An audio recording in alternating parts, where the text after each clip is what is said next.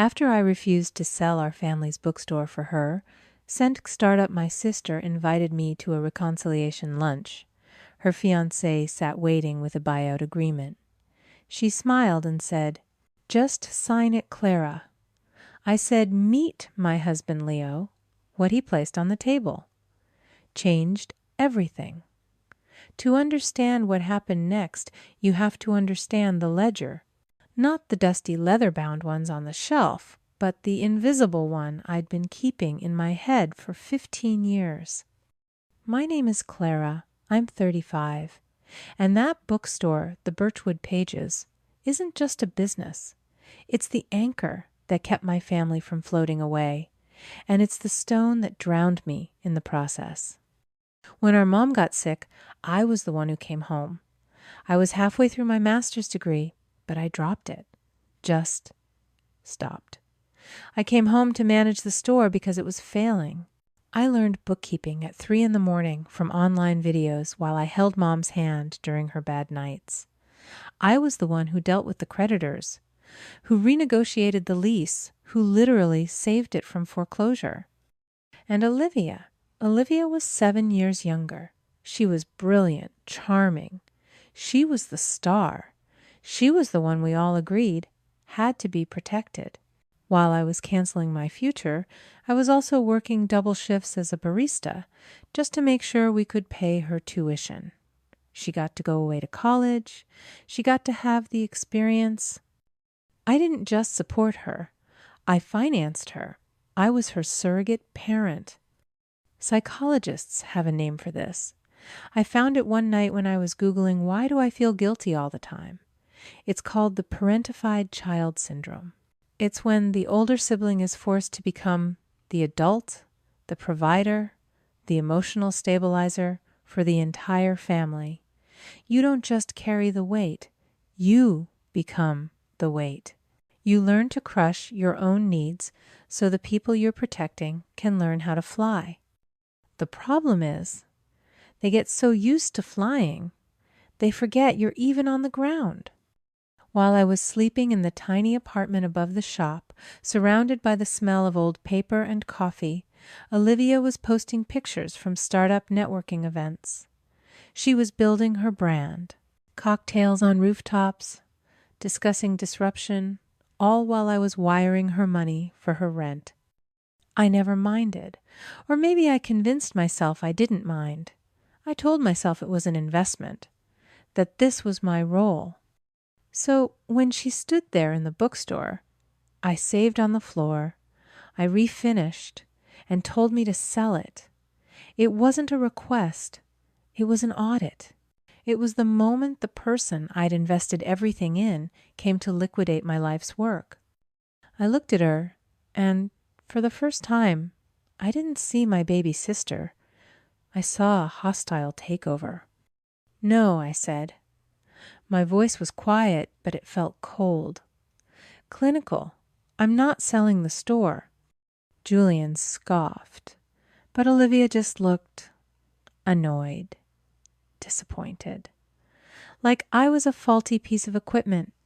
"Clara, don't be difficult," she said. "I can't build my future if you're stuck in the past." "The past?" I almost laughed. "This pasts. Paid for your present, Olivia. I can offer you $15,000. That's what's left in my personal savings after everything. It's a gift. But that's it." "15,000, Julian said, like I'd offered them a handful of pennies. "The seed round is 100,000. We're not playing games here." They left. They just turned and walked out, the little bell on the door chiming mockingly behind them. I didn't cry. I didn't yell. I just stood there, my hand on the worn-out leather armchair where our mom used to read. The anger wasn't hot. It was clarifying. This wasn't family. This was a balance sheet, and I was finally ready to do the accounting. After that conversation, there was silence, a full week of it. I told my husband Leo what had happened. He's a financial analyst. He deals in numbers, not the messy gray emotions I was drowning in. He just nodded, his face grim. They showed you who they are, he said. Believe them. But I wanted to be wrong. Then a week later, my phone lit up. Olivia. I answered, and all I heard was sobbing. Clara, she cried, I'm so sorry. I was horrible, Julian and I. We were just so stressed about the funding.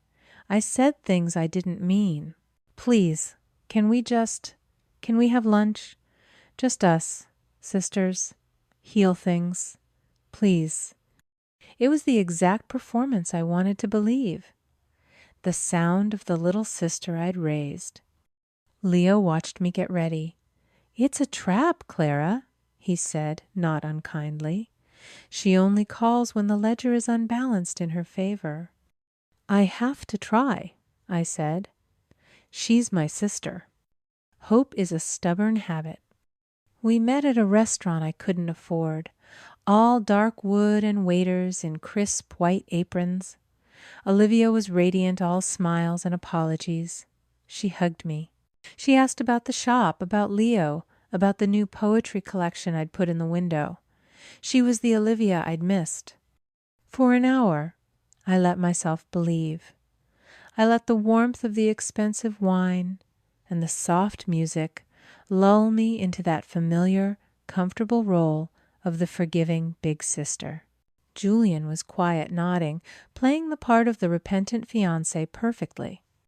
Then, just as the main courses arrived, Julian slid a thick manila envelope across the table. Just a little something to formalize our partnership, he said, his smile so slick I could see the light reflecting off his teeth. Olivia kept smiling, but her eyes were fixed on me. It's just to make things easier, Clara, so we can all move forward together.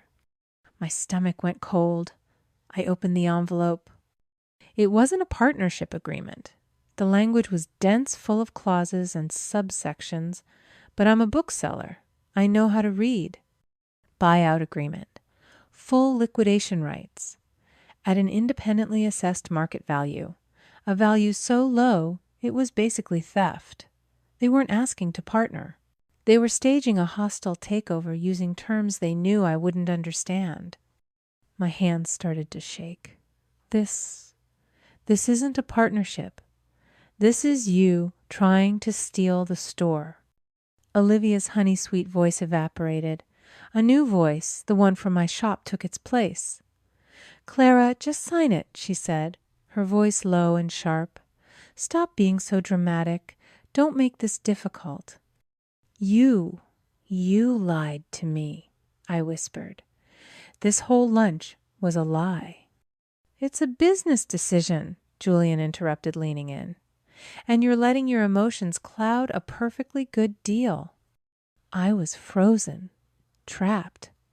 The parentified child in me was screaming to just sign it to make them happy to stop the conflict. And that's when Leo, who had been silent this entire time, quietly placed his iPhone on the table between us. The screen was dark, but a tiny red light was blinking. Julian's smile twitched. What the hell is that? Leo looked up from his plate. His voice was calm, cold, clinical. Insurance, he said. He leaned forward. Because the legal term for what you're doing right now is coercion, and attempting to trick a co-inheritor into signing away a shared asset at a demonstrably fraudulent valuation. That's called breach of fiduciary duty and conspiracy to commit fraud. Olivia's face went white. You can't record us. Leo smiled, but it didn't reach his eyes. Actually, I can. This is a one-party consent state. And I consented. He picked up his phone and stood up, pulling my chair out for me. This meeting is over. You'll be hearing from our lawyer. We walked out of the restaurant, leaving them sitting there with the unsigned papers and 2 plates of expensive cooling food. The power hadn't just shifted. It had been transferred. When Leo and I got home, I didn't say anything.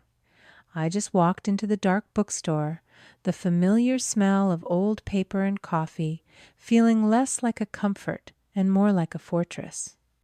I went to the small office in the back, sat in the worn-out chair, and opened the audio file Leo had sent me. I pressed play. I listened to the clinking of silverware. I listened to my own voice, hesitant and hopeful. I listened to Olivia's sweet, practiced apologies.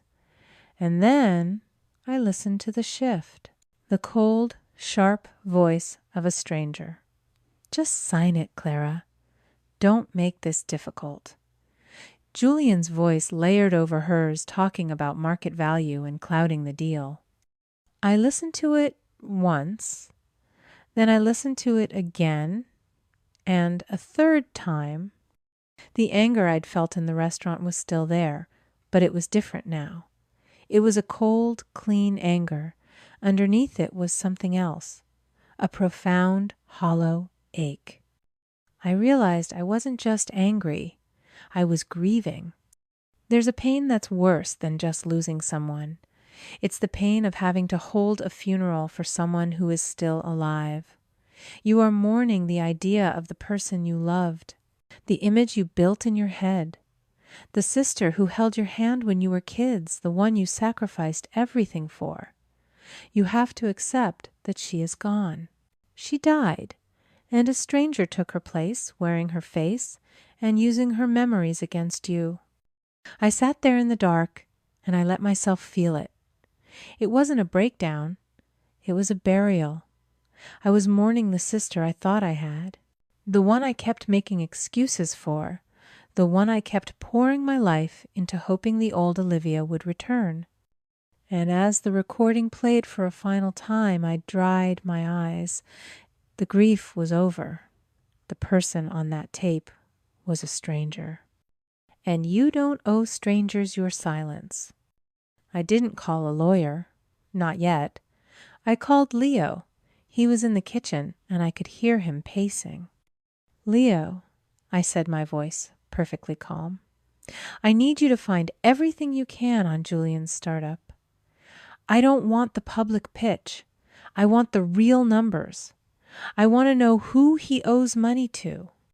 He was quiet for a second. Okay, Clara, I can do that. What are you going to do? I looked at the recording on my phone, the evidence. They want to play business, I said. They want to talk about assets and liabilities. Fine. Let's do the accounting. I found an old email from a college friend, someone who had become a financial journalist, an investigative reporter known for digging into shady tech funding. I didn't need a lawyer. I needed an audience. And I knew exactly where I was going to find one.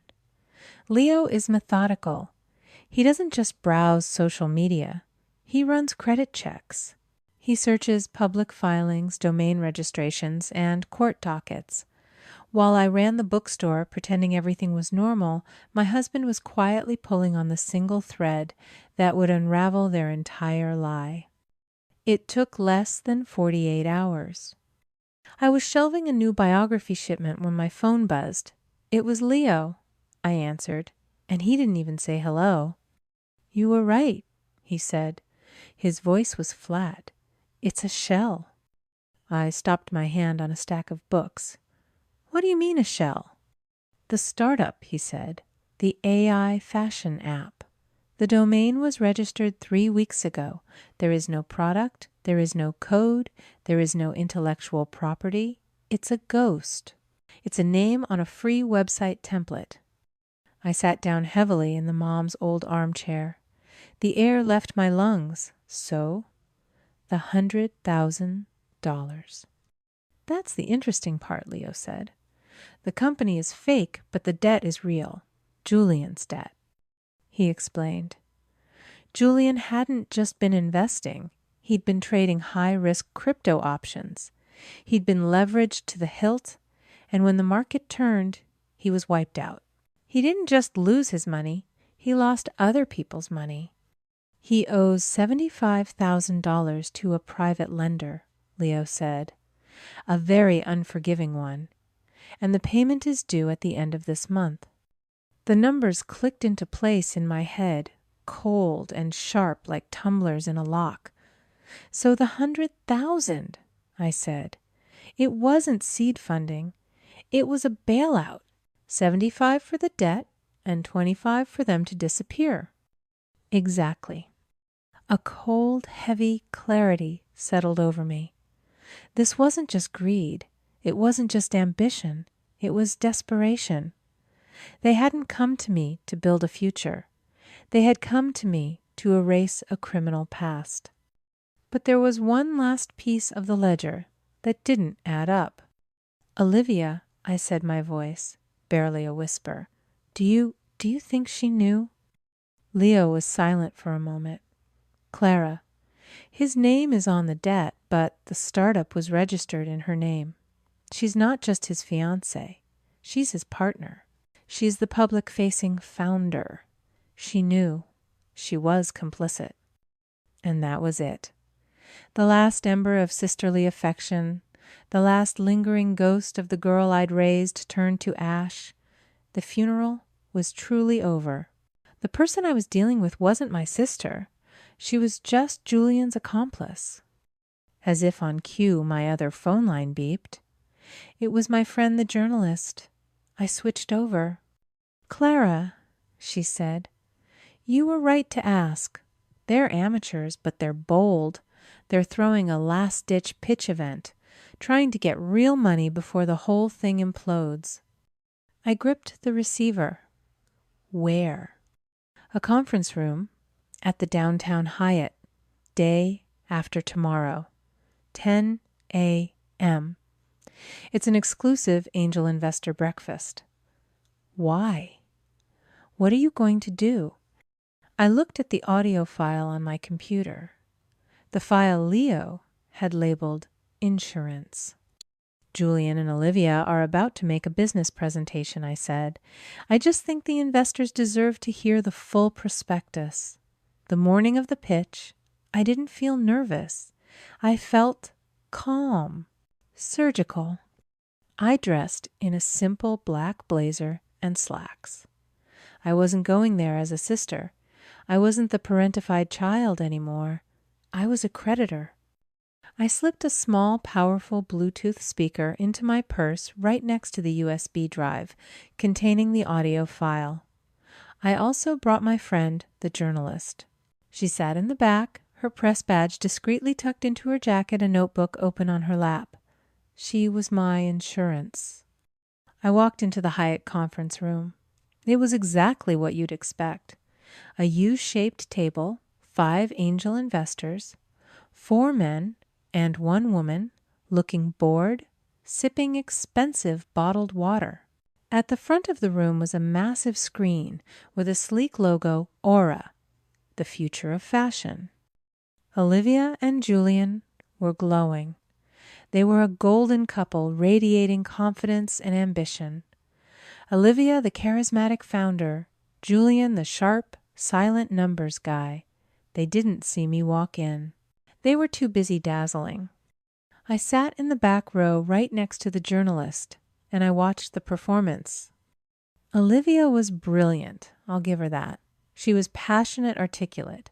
She painted a picture of an AI that could predict trends, reduce waste, and personalize style for millions. She was selling a dream. Julian clicked through the slides showing hockey stick graphs based on zero data. It was all a polished, beautiful lie. They finished to polite applause. The lead investor, a sharp woman at the head of the table, leaned forward. The concept is impressive, Olivia, she said, but the valuation is high for a pre-product company. You're asking for $100,000. What's your plan B if this seed round isn't fully funded? Olivia's smile was flawless. That's a great question. We're confident in our valuation, but our contingency plan involves... I can answer that, I said. My voice cut through the quiet, air-conditioned room. Every head swiveled. Olivia froze. Her eyes locked on mine, and in that microsecond, I saw her entire performance shatter. The founder disappeared, replaced by the terrified, guilty girl from the restaurant. Julian went rigid, his face turning a blotchy red. I stood up slowly and walked to the front of the room. I didn't look at Olivia. I looked at the investors. "My name is Clara," I said, my voice steady. "I'm Olivia's sister, and I am her Plan B." The lead investor raised an eyebrow. "I'm sorry, I don't understand." "You shouldn't," I said. "You've just been shown a fraudulent prospectus. The company Aura has no product and no assets." "Now, wait just a minute," Julian stammered, stepping forward. "But it does have a liability," I continued, ignoring him. "A $75,000 personal debt owed by Mr. Julian due in 2 weeks. They aren't raising seed capital. They're raising a bailout fund." The air in the room became ice. The investors looked at each other, then at Julian, who looked like he was about to be sick. "Clara." "Stop," Olivia whispered, her voice cracking. "You're ruining this." "You ruined this when you lied," I said. "You ruined it when you tried to coerce me into selling our family legacy to pay for his gambling debts." "That's a vicious lie," Julian shouted. "Is it?" I said. I reached into my purse. I took out the Bluetooth speaker and placed it on the polished table. I pressed the power button. A small blue light blinked on. "You're here to invest in them," I said to the table. "I think you deserve to hear how they really do business." I pressed play. Leo's voice filled the room, cold and clear. "That's called breach of fiduciary duty and conspiracy to commit fraud." Then Olivia's voice, sharp, desperate. "Just sign it, Clara." "Stop being so dramatic." Then Julian's. "It's a business decision. You're letting your emotions cloud a perfectly good deal." I let it play for a full 30 seconds. The silence that followed was deafening. The lead investor stood up. She didn't look at Olivia or Julian. She looked at me. Then she nodded, once a short, sharp gesture of grim respect. "The pitch is over," she said to the room. She closed her laptop. The other 4 investors followed her lead. No one said a word. They just packed their briefcases and one by one filed out of the room, leaving the 3 of us in the empty, silent conference room. My journalist friend in the back simply clicked her pen. Olivia stared at the empty chairs, her mouth half open. The projector was still shining Julian's fake graphs onto the screen behind her. She finally turned to Julian, her voice a low hiss. "You told me you could handle her. You told me that $75,000 was covered." Julian just stared at me, his face a mask of pure, unfiltered hatred. I looked at them both. The golden couple, now just 2 con artists in an empty room. I picked up my speaker and put it back in my purse. "This is the accounting, Olivia," I said. "The ledger is balanced." I turned and walked out the door, leaving them alone with their wreckage. The fallout wasn't a slow burn. It was an explosion. My journalist friend published her article the next morning. It was brutal. "Startup or Shakedown: How a Fake Tech Company Was Used in an Attempt to Defraud a Family Legacy." She used quotes from the investors. She used Leo's financial breakdown of Julian's debt. She didn't have to use my recording. The story was damning enough on its own. Julian's private lenders, the ones he owed $75,000 to read the article, they didn't appreciate their business being put in the spotlight. They found him. I don't know what happened, but I know he disappeared from Olivia's life overnight. The engagement was unsurprisingly called off. Olivia's reputation as a founder was finished. She wasn't just a failure, she was a fraud. She lost her network, her fiancé, and her future in a single morning. She called me, of course, 3 days later. Not from her usual number, but from a blocked one. I picked it up, and all I heard was that same practiced sobbing from before the lunch. Clara, you have to fix this. You have to tell them it was a misunderstanding. You ruined me. I stood in the middle of my quiet bookstore, the afternoon sun streaming through the windows. I held the phone to my ear, and I listened to her. I listened to the desperation, the entitlement, the complete and total lack of remorse for what she had done, only regret for getting caught. I didn't say a word. I just pressed end. I blocked the number. The ledger was balanced. I was done being her cleanup crew. I went to the bank the next day. I took out the $15,000 I had originally offered her, but I didn't send it to her. Instead, I hired a contractor. I took out the old dusty shelves in the front.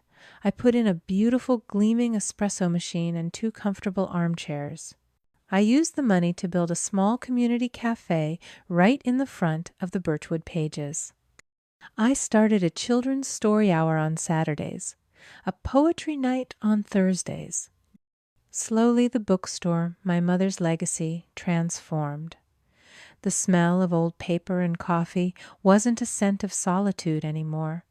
It was the smell of community. It wasn't a museum of my past.